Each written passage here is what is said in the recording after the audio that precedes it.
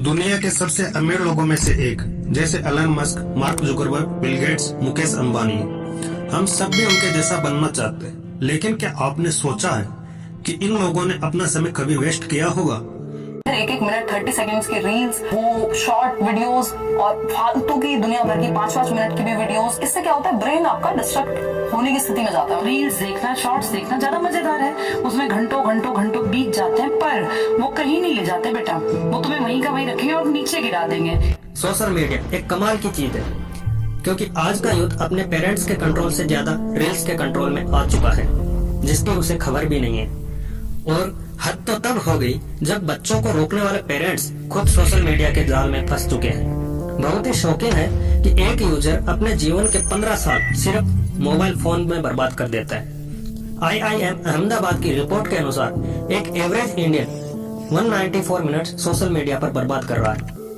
Bill Gates ने हाल ही एक interview में बताया कि उनके बच्चे के लिए 14 साल की उम्र तक मोबाइल फोन बैन थे, लेकिन आज की जनरेशन इतने टॉक्सिक एनवायरनमेंट में खुल रही है कि उन्हें अपने फ्यूचर से ज्यादा स्टोरेज अपलोड करने में या रील्स बनाने में इंटरेस्ट आ रहा है। और अफसोस की बात यह है कि रील्स बनाते बनाते लोग खून तक बहा रहे हैं। यहाँ तक कि यूरोपियन यूनियन को लगता है कि लोगों को यूरिटी और सेल्फ हार्म वाला कंटेंट दिखाया जा रहा है।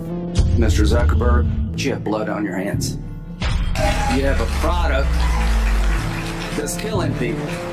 लोग आजकल रील्स को स्क्रॉल करते हैं और उन्हें खुद नहीं पता कि वो ऐसा क्यों कर रहे हैं। इसमें सबसे बड़ी बात यह है कि 12वीं के बाद कॉलेज में बच्चे अपने फ्यूचर को लेकर कंफ्यूज्ड हो जाते हैं। वो ये फिगर आउट भी नहीं कर पा रहे कि उन्हें करना क्या है, और अल्टीमेटली अनएम्प्लॉयमेंट रेट इंडिया में तेजी से बढ़ रहा है। चपरासी, जिसके लिए क्वालिफिकेशन होती है 5वीं पास, उसके मात्र 62 पोस्ट के लिए 93,000 लोगों ने अप्लाई किया, जिसमें से 3700 PhD, 28,000 पोस्ट ग्रेजुएट्स और 5,000 ग्रेजुएट थे।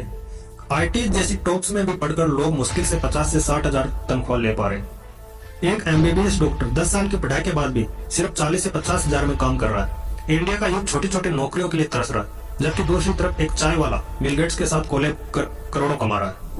अंजलि अरोड़ा ने 4 करोड़ का घर लिया, रणवीर अलाहाबादिया ने 60 करोड़ से भी ज्यादा कमाए, और कोमल पांडे सिर्फ एक रील के 30 लाख रुपए कमा रही है। यहाँ तक कि मोदी जी तक इनको बुलाकर अवार्ड्स दे रहे हैं। कैंस के रेड कॉर्पोरेट पे यही इन्फ्लुएंसर हॉलीवुड सेलिब्रिटीज के साथ चल रहे हैं। अब सवाल यह उठता है कि क्या आज की डेट में सारे ट्रेडिशनल डिग्रीज और प्रोफेशनल आउटडेटेड हो गए? क्या पढ़ाई छोड़कर हम सबको इन्फ्लुएंसर बन जाना चाहिए? जो लाखों बच्चे नीट, JEE, CA, UPSC की तैयारी कर रहे हैं, क्या वो बेवकूफ है? क्या पढ़ाई, स्कूल और कॉलेज की कोई वैल्यू नहीं रह गई है? कई इन्फ्लुएंसर के मामले में ऐसा लगता है कि पॉलिटिशियन इनसे मिलने जा रहे और पब्लिक इनको सर पर चढ़ा रही। पैसे इतने हैं कि गिन नहीं पा रहे, रोज नई गाड़ियां ली जा रही है। इंडिया में इनके पैर नहीं टिक रहे, चाहे आप खुद कितने ही अच्छे स्टूडेंट क्यों ना हो या टॉप की जॉब क्यों ना करते हो। इन्फ्लुएंसर की बेतहाशा अर्निंग को देखने के बाद कभी ना कभी आपको थोड़ा सा शक हुआ होगा कि क्या सच में आप पीछे रह गए हैं। दोस्तों, आज इस वीडियो में इन सारी बातों के रेशनल, प्रैक्टिकल और अनबायस्ड जवाब मिलेंगे, जो पिछले कई सालों की ऑब्जर्वेशन और एनालिसिस का नतीजा है, और आपको ये सब हैरान कर देंगे।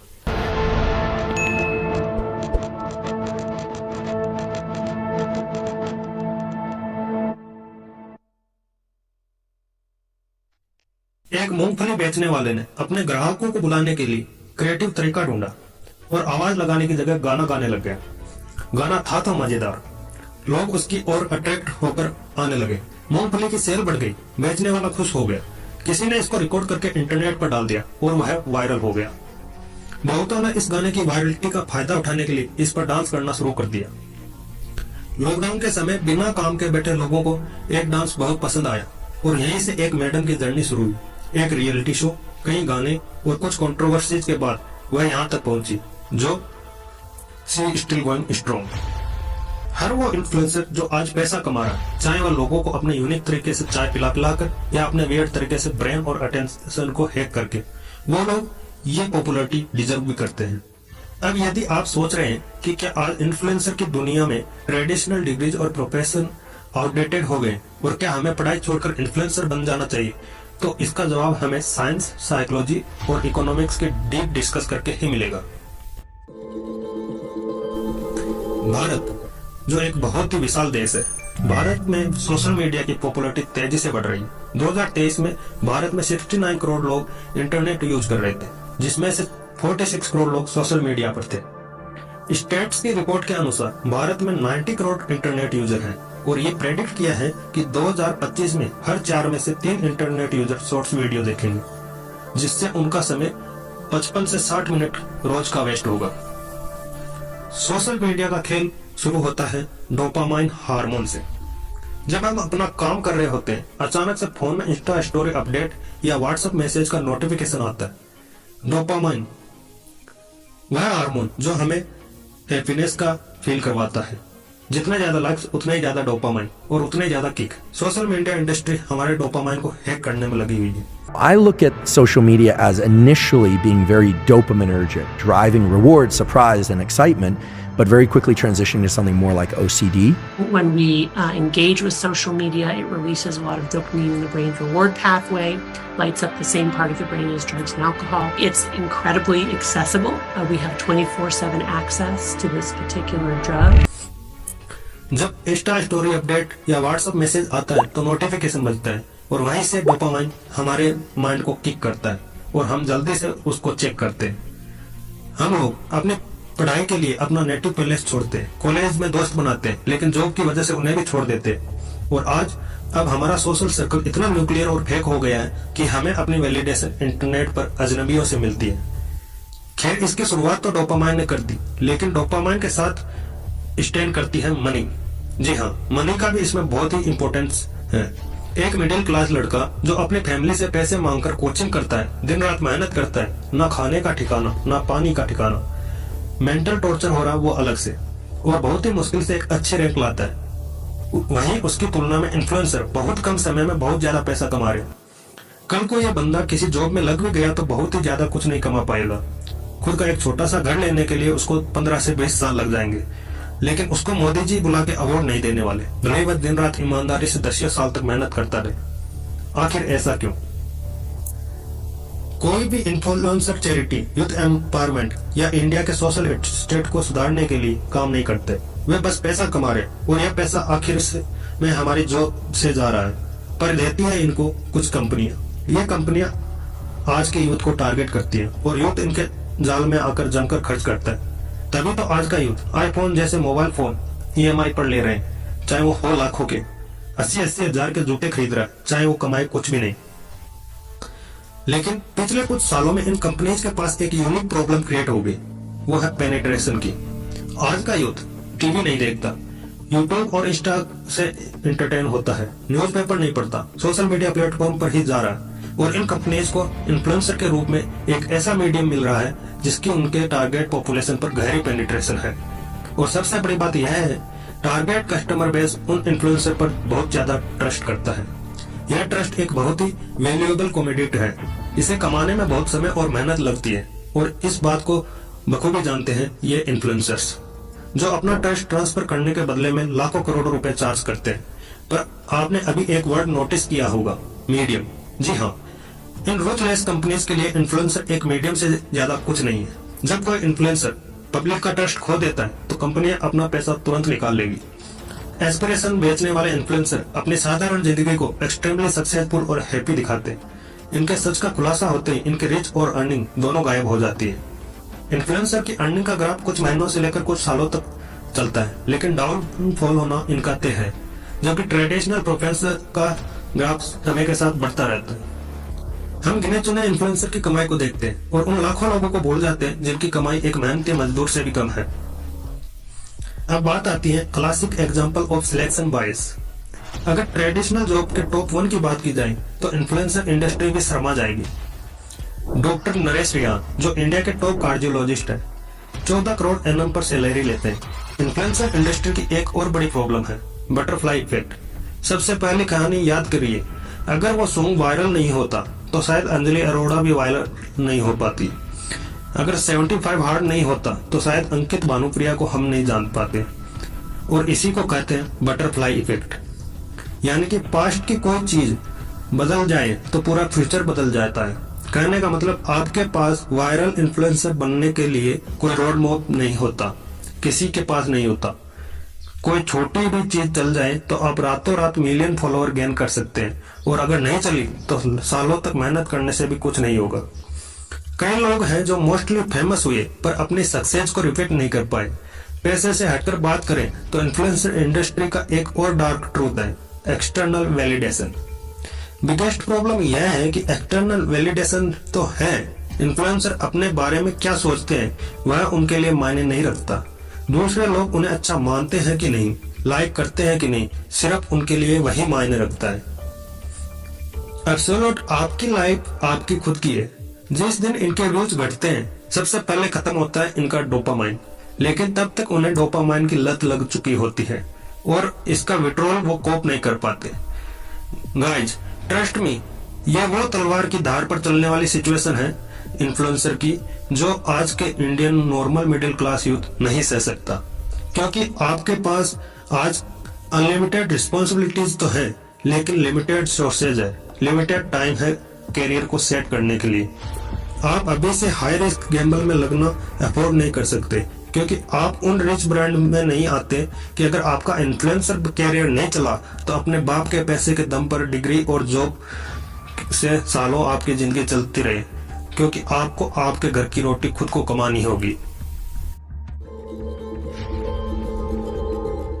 मेंटल हेल्थ एक ऐसी ताकत होती है जो किसी को बना सकती है और किसी को भी बिगाड़ सकती है। सोशल मीडिया हमारी इसी मेंटल हेल्थ के साथ खेल रहा है और कितना असर डाल रहा है यह आप सोच भी नहीं सकते। इंडिया में लोग अपनी स्लीपिंग टाइम का 20% सोशल मीडिया, OTT और गेमिंग में निकाल देते हैं। 2023 में एक रिसर्च हुई थी जिसका मकसद यह पता लगाना था कि ऐसे बच्चे जिनको उनका पहला स्मार्टफोन कम उम्र में मिला, उसका असर उनकी हेल्थ और मेंटल वेलबींग पर क्या पड़ा। रिसर्च के रिजल्ट बहुत ही शॉकिंग थे। उनको कम उम्र में फोन मिला वो ज्यादा स्ट्रगल करते हैं, जिनको फोन लेट मिला वो कम स्ट्रगल करते हैं। रिसर्च में यह भी पाया गया कि जिनको कम उम्र में फोन मिलता है वो सुसाइड थॉट्स ज्यादा आते हैं, एग्रेशन बढ़ता है और एडिक्शन भी हो जाता है, वे रियलिटी से दूर भागने लगते हैं। वहीं जिनको लेट स्मार्टफोन मिला ये सारी प्रॉब्लम उनमें कम होती है। एक और स्टडी की गई, impact of social media on mental health of adolescents पर, जिसमें पता लगा कि सोशल मीडिया यूज करने पर यूजर्स में सबसे ज्यादा एडिक्शन हो रहा है। उसके बाद सोशल आइसोलेशन भी बढ़ गया, लोग अकेलेपन की वजह से सोसाइटी से अलग हो रहे हैं। तीसरा सबसे ज्यादा असर पड़ा उनके और उनके फैमिली के रिलेशनशिप में। चौथे नंबर पर है साइबर बुलिंग, और उसके बाद उनकी एजुकेशन पर एक जो बड़ा विलिंग साइन है।